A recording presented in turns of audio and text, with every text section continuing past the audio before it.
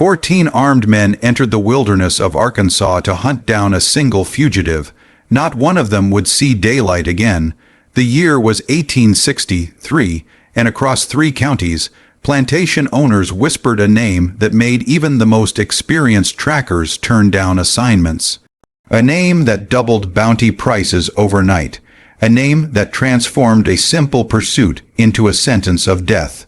For over 100 years, families were told their men had simply disappeared during the war. But the truth, locked away in courthouse basements and forgotten archives, tells a very different story. A story of calculated violence, of impossible odds, and of a precision in killing that shattered every belief about what an escaped slave could achieve. They called him the Reaper of Miller County. Miller County sat on the edge of Confederate control in 1862. The land stretched along the Red River, divided into 43 plantations. Each one was its own kingdom, built on cotton and human suffering. The Hutchins plantation covered 4,000 acres of rich soil, operated by 214 enslaved people, organized into compounds based on their skills and worth. Robert Hutchins believed in what he called calibrated discipline. He kept meticulous records of every punishment, every stroke of the whip, every consequence designed to break the human spirit. His ledgers, still preserved today, reveal a mind consumed by control, by treating people as nothing more than variables in an equation he thought he'd perfected. Among those he claimed to own was a man listed only as Bass, purchased in 1850, 6 for $900, an extraordinary price justified by a single note in the ledger, unusual physical capabilities and mechanical aptitude. Standing over 6 feet tall with a frame built not for show but for devastating efficiency, Bass worked as a blacksmith. This gave him access to tools, to metal, to knowledge of how things could be made and, more importantly, how they could be destroyed. The plantation's white blacksmith wrote to his brother that Bass possessed a mind for mechanics superior to any craftsman he'd ever known, regardless of race. But what truly troubled him was the silence. Bass spoke only when directly addressed, answered with minimum words, and showed a face that revealed absolutely nothing. For 6 years, Bass seemed like the perfect slave to his owners, talented, obedient, apparently content. They had no idea they were watching a man who spent every single day studying patrol schedules, memorizing every inch of the property, cataloging weapons, and preparing for a moment that would require perfect timing and absolute ruthlessness. That moment arrived on November 3, 1862. Robert Hutchins made the fatal mistake of taking Bass with him to the county seat. It was supposed to be routine, a quarterly trip to handle legal matters and purchase supplies. Hutchins brought Bass to manage the horses and load heavy items. What he didn't know was that Bass had been waiting for exactly this opportunity. The afternoon seemed normal until Hutchins stepped out of the courthouse around 4 o'clock. He walked toward the wagon, still talking to the county clerk. Bass stood beside the wagon, head bowed, posture submissive. Then, with a movement so swift witnesses could barely comprehend what happened, Bass grabbed iron chains from the wagon bed and swung them in a devastating arc that caught Hutchins across the skull. The clerk would later testify under oath that Hutchins dropped like a puppet with cut strings. Bass didn't pause. He seized a coil of rope and supplies from the wagon, vaulted onto the driver's bench, and had the horses galloping east before anyone could react. Behind him, someone fired the traditional signal that a slave had escaped. Within minutes, the alarm spread through the town like wildfire. By sunset, 18 men had gathered at the courthouse. Plantation overseers, professional slave catchers, opportunistic bounty hunters, all drawn by a $300 reward. They organized under William Tadgert, a tracker with 20 years of experience who'd never lost a fugitive. He owned 6 savage dogs trained to hunt human beings and carried a modified shotgun loaded with rock salt, designed to cause agony without killing valuable property. But Tadgert made one critical miscalculation. He assumed Bass was like every other runaway, desperate, panicked, driven by blind fear. He divided his 18 men into 3 groups to cover more territory. It was sound strategy for pursuing a frightened fugitive. Against Bass, it was suicide. The first body appeared 48 hours later. A farmer discovered it in a ravine 3 miles off the main road. Douglas Patterson had been strangled with such force his throat was crushed. His weapons were gone. Most disturbing was how the body had been positioned, deliberately placed where it would be visible, arms outstretched as if in warning. When Taggart's group found the corpse, he examined the scene with growing unease. Something was wrong. He sent 2 men back for reinforcements and bloodhounds while the rest pressed forward. That night, they made camp beside a creek, maintaining careful watch with rotating guards. Taggart woke at dawn to find one of his men missing. They discovered him 20 yards from camp, strangled. His weapons vanished. That's when Taggart realized the terrible truth. He wasn't hunting a fugitive. He was being hunted. Over the next 4 days, 11 more men died in those woods. The second group following the road east was found scattered across 3 miles. 3 strangled, 2 killed by blunt force trauma, 1 drowned in 4 feet of water held under with patient, methodical pressure. Every weapon, every round of ammunition taken. The pattern emerged slowly as the county sheriff and a former Army officer tried to make sense of the massacre. Bass wasn't running. He was conducting a systematic campaign of elimination. He'd studied how trackers worked, anticipated their movements, and turned their own tactics into death traps. The division into smaller groups meant to cover ground had made them vulnerable, and Bass picked them off one by one. Evidence at the kill sites revealed frightening sophistication. Bass had constructed deadfalls and snares that showed advanced understanding of mechanics. He'd stolen horses to move quickly between locations before releasing them to confuse his trail. Most terrifying of all, he'd apparently concealed himself near his pursuers for extended periods, watching, learning their habits, waiting for the perfect moment to strike. William Taggart died on November 9th, strangled in his bedroll while his companion slept 15 feet away. The killer had entered and left camp without alerting the guards or the dogs. By then, a proper search party of 23 men with military experience had been organized. They found Taggart's body along with all the weapons he'd carried, now added to Bass's growing arsenal. The search party was led by Confederate Captain James Hardesty, recalled from service specifically for this manhunt. His report to county commissioners still exists in archives today. He wrote that the fugitive demonstrated tactical sophistication beyond most soldiers he'd commanded, showing patience, planning ability, and a willingness to kill without hesitation. He assessed Bass as someone who decided his only options were victory or death, and had chosen to make his pursuers pay the highest possible price. By mid-November, Bass had killed 14 men. The reward had climbed to $700, but professional slave catchers were refusing the job. Rumors spread like poison through plantation communities. Some said Bass had military training. Others claimed he'd learned from Native Americans. A few whispered he'd made a pact with darker forces because no natural man could move so silently or kill so efficiently. But the truth was far simpler and infinitely more terrifying. Bass had spent 6 years in silence, watching and learning, converting every observation into deadly knowledge. He'd worked metal in a forge, understanding strength and breaking points, leverage and force. And somewhere during those years of bondage, he'd made a decision that whoever came after him would learn that treating a human being as property came with a cost measured in blood. The military eventually became involved. Confederate officers saw the manhunt as necessary to maintain control over hundreds of thousands still held in slavery.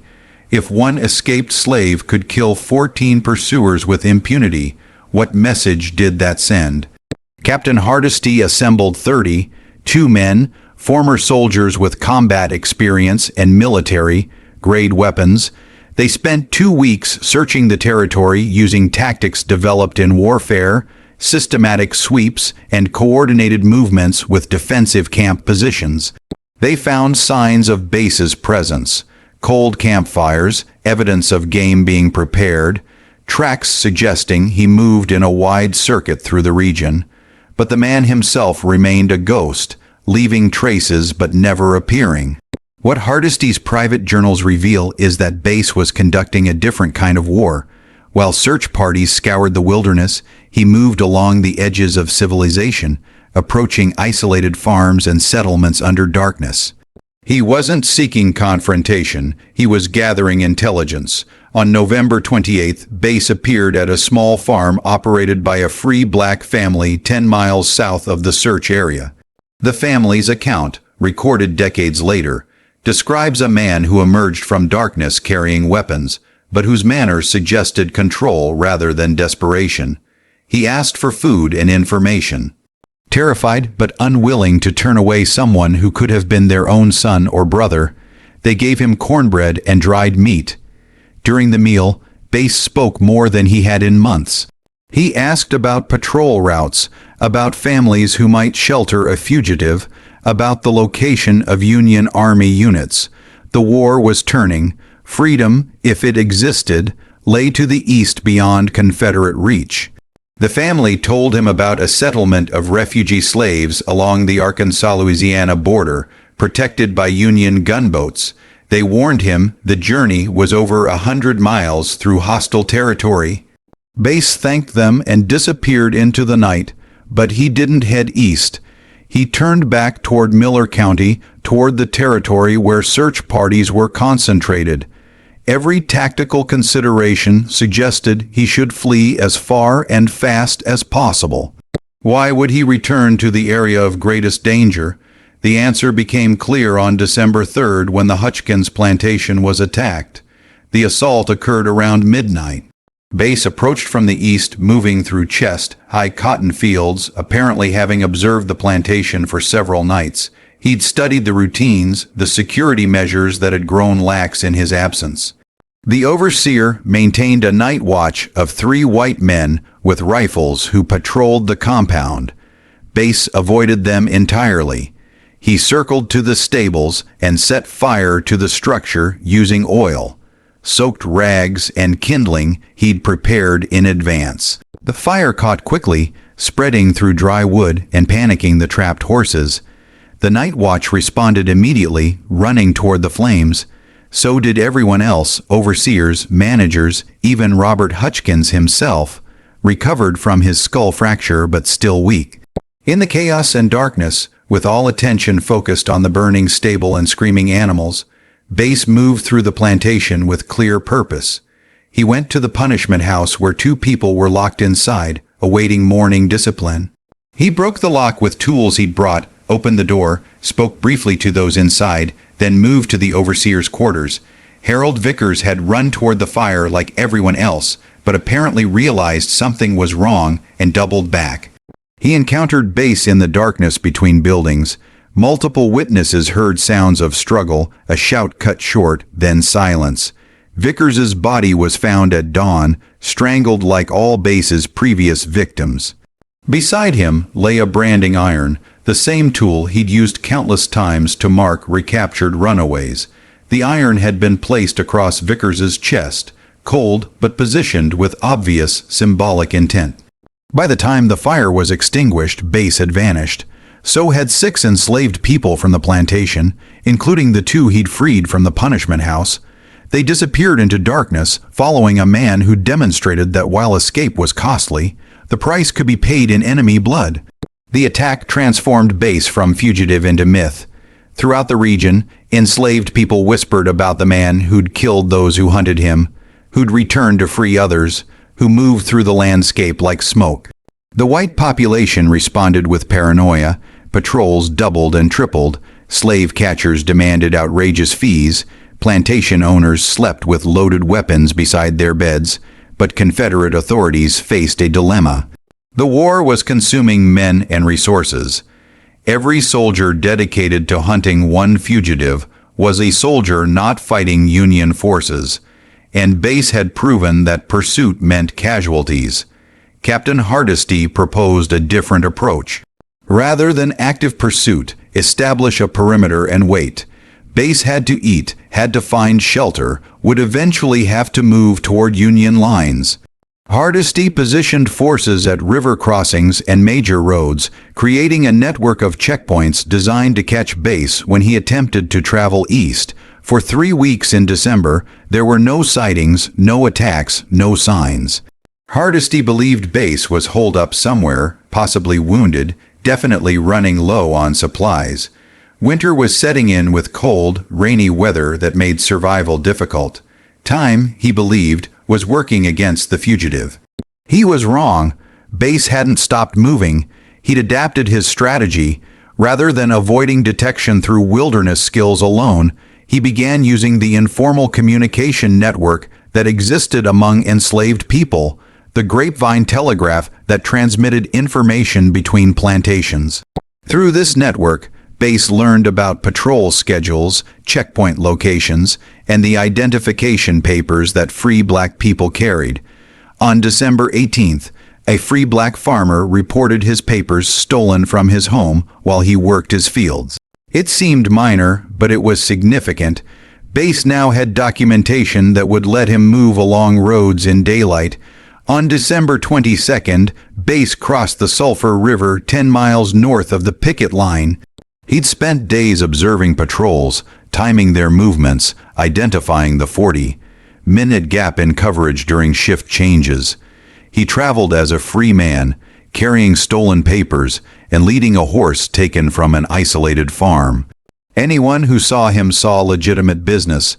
By December 24th, he was 40 miles east of Miller County, beyond practical pursuit range. He'd entered territory contested between Confederate and Union forces, where authority was fragmented. The 6 people he'd freed were scattered across the region. He'd split them up deliberately, knowing individuals might slip through where a group would attract attention. Bass himself continued east, moving toward the Mississippi River and Union positions beyond.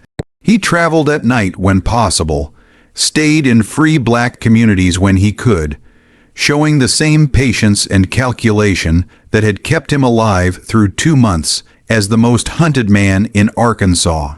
On January 7, 1863, he reached Union lines. The regiment's records note the arrival of a refugee from slavery who reported killing 14 pursuers during his escape. The commanding officer interviewed Bass personally and recorded his impressions. He described an individual of unusual capability and complete self-possession who showed no remorse for the men he'd killed, describing them as necessary actions against combatants attempting his capture. When asked if he felt guilt, Bass stated he felt what any soldier feels after battle, relief at survival and satisfaction at completing the mission. His mission had been to acquire freedom through force of arms. Having concluded peaceful escape was impossible. The Union Army offered Bass enlistment, which he accepted. He served for the remainder of the war as scout, intelligence gatherer, and soldier. His military records describe competent service, but note he rarely spoke about his experiences before reaching Union lines. After the war, Bass Reeves disappeared from historical record, one of millions of freed people who scattered across the nation seeking new lives. Some researchers believe he deliberately obscured his post-war existence, recognizing his reputation might attract unwanted attention. Others suggest he simply vanished into anonymity, no longer property requiring documentation, just another person building a life in a transformed nation, but the story couldn't be suppressed. Throughout the post-war South, formerly enslaved people told their children and grandchildren about Bass Reeves, sometimes using his actual name, sometimes calling him the blacksmith, sometimes simply referring to the man who killed 14 and walked away free. The story served as proof that resistance was possible, that the master class wasn't invincible, that one person with sufficient determination could defeat overwhelming odds. For 14 men who died in those Arkansas woods, their families were told they'd vanished in the war. The truth was buried so deep it took over a century to emerge, but that truth speaks clearly across time. One man rejected bondage with such effectiveness that 14 pursuers died attempting to recapture him. And the institution of slavery in Miller County never recovered from the demonstration that enslaved people could think, plan, resist, and win. The documents that tell this story are scattered across archives and courthouse basements, preserved despite deliberate attempts to obscure them. They reveal a truth that societies tried to bury: that intelligence, capability, and deadly competence exist independent of skin color or social status. They remind us that official history often conceals more than it reveals, and that the silences in historical records speak as loudly as documented facts. What do you think of this story? Do you believe everything has been revealed? Or are there still secrets buried in forgotten archives, in family papers that descendants are reluctant to share, in oral traditions not yet documented? Leave your thoughts in the comments below. If you enjoyed this dark tale from history, subscribe and hit the notification bell for more stories that challenge our understanding of the past. See you in the next video.